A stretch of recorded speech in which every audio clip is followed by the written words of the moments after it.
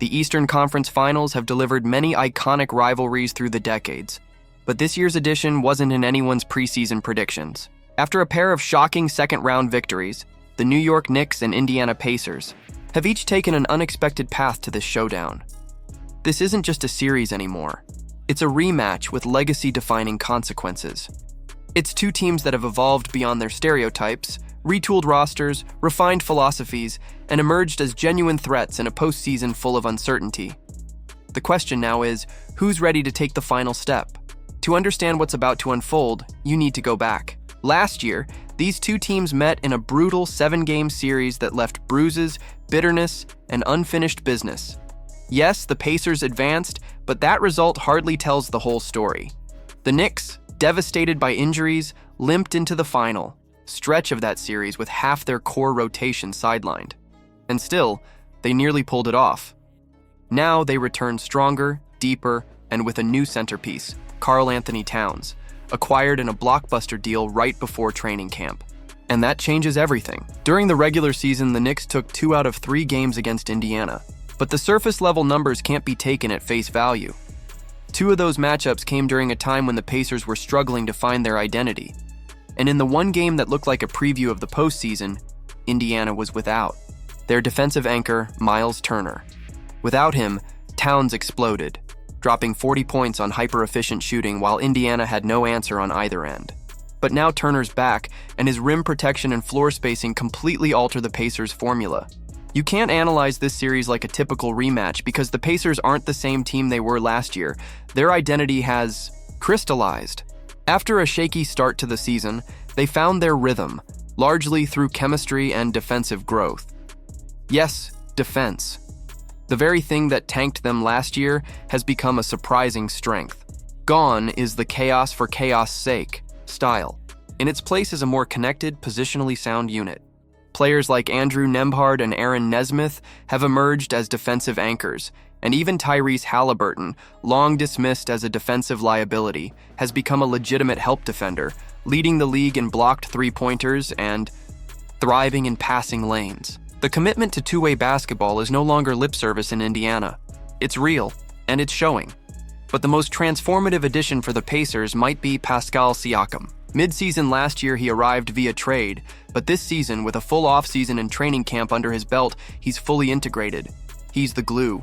The guy who fills whatever role the moment requires: primary scorer, defensive stopper, second side creator, or steadying veteran presence. Siakam has championship pedigree, and it's showing up when it matters most.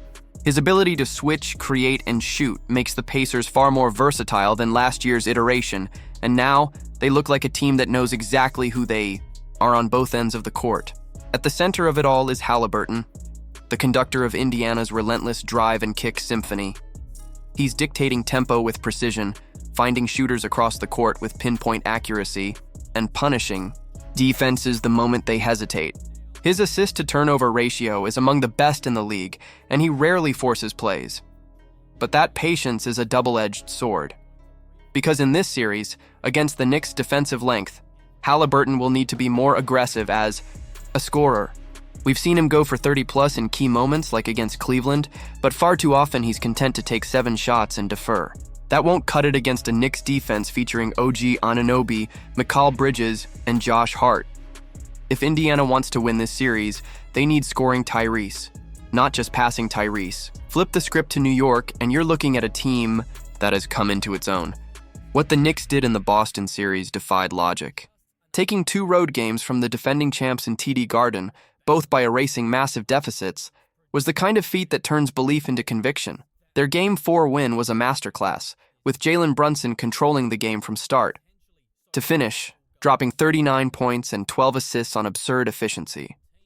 But it wasn't a solo act. Bridges, Anunoby, and Towns combined for 66 points, each shooting over 50% from the field. And when Brunson rested, Bridges stepped up, looking eerily like a younger Kevin Durant with his mid-range mastery. When the Knicks are locked in, they're as complete a team as any in the league. Their defense can smother you with length, switchability, and effort. Their offense, while not high-octane, is efficient and balanced. And their biggest opportunity in this series lies on the glass. The Pacers have a clear weakness: rebounding. They mask it well by running in transition, But the reality is they struggle to secure defensive boards. If the Knicks can exploit that, sending one big to crash while the other sprints back to prevent transition, it could tilt the margin significantly. But that's a risky game. Because if Indiana gets out and runs, they'll bury you before you even realize it's happening. Defending. Indiana is no small task. Their offensive rhythm is built on motion, misdirection, and unselfishness. They cut with purpose, they pass with speed, and they attack every defensive lapse with merciless efficiency. The Knicks, with their perimeter defenders, might be better, suited than most to slow that down. But it's going to come down to discipline. You can't blow switches. You can't miss rotations. The Celtics got away with that by hitting threes. Indiana won't give you that luxury. They'll go to the rim, and they'll score. Matchups will be crucial. The likely assignments: Bridges on Halliburton, Anunoby on Siakam, Towns on Turner, Brunson hidden on Nesmith, and Hart on Nembhard. Bridges. First, Halliburton might be the most important battle of the series. Halliburton isn't physical. He's surgical. So slowing him down means throwing off his rhythm, not overpowering him. Bridges has the tools: length, lateral speed, instincts. If he can make Halliburton hesitate, even for a second, it could disrupt Indiana's entire timing-based offense. On the flip side, the Pacers have their own problems to solve. Mainly, how do you contain Jalen Brunson? Andrew Nembhard seems like the best candidate. He's quick, disciplined, and tough. But don't be surprised if Nesmith gets time on him too. And then there's the problem of hiding Halliburton. He'll likely guard Hart, but that's no free pass. Hart attacks the rim relentlessly. If he puts Halliburton in foul trouble early, Indiana could be in big trouble, especially with backup TJ McConnell struggling this postseason. Beyond matchups, transition defense looms large. The Knicks have two clear liabilities: Brunson and Towns. Neither are known for their transition awareness. If they're late getting back, the Pacers will capitalize. And that's the thing about Indiana. They don't just rely on hot shooting. They live in the paint. Even when the threes don't fall, they'll drive, cut, and finish.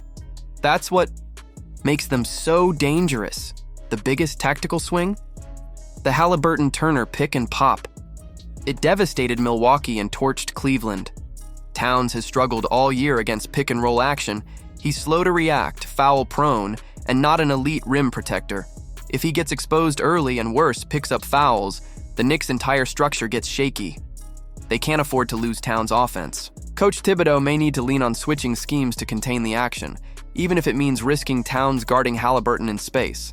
It's dangerous, but giving Halliburton space to operate is more dangerous. You've got to pick your poison. So who wins? It's close. It's going 7. But I'm going with Indiana. They're more cohesive. They're playing the best basketball of the playoffs. And their system is built to punish mistakes, of which the Knicks have made plenty. It'll be a war, full of adjustments, counters, and momentum swings. But if you're betting on pace, chemistry, and a fully bought-in group with multiple creators, Indiana might just have the edge. What do you think? Is this the Pacers' year? Or can Brunson and the Knicks muscle their way to the finals? Drop your thoughts in the comments, like if you're hyped for this showdown. And don't forget to subscribe for more breakdowns all postseason long. The battle for the East has never looked more unpredictable, and it starts now.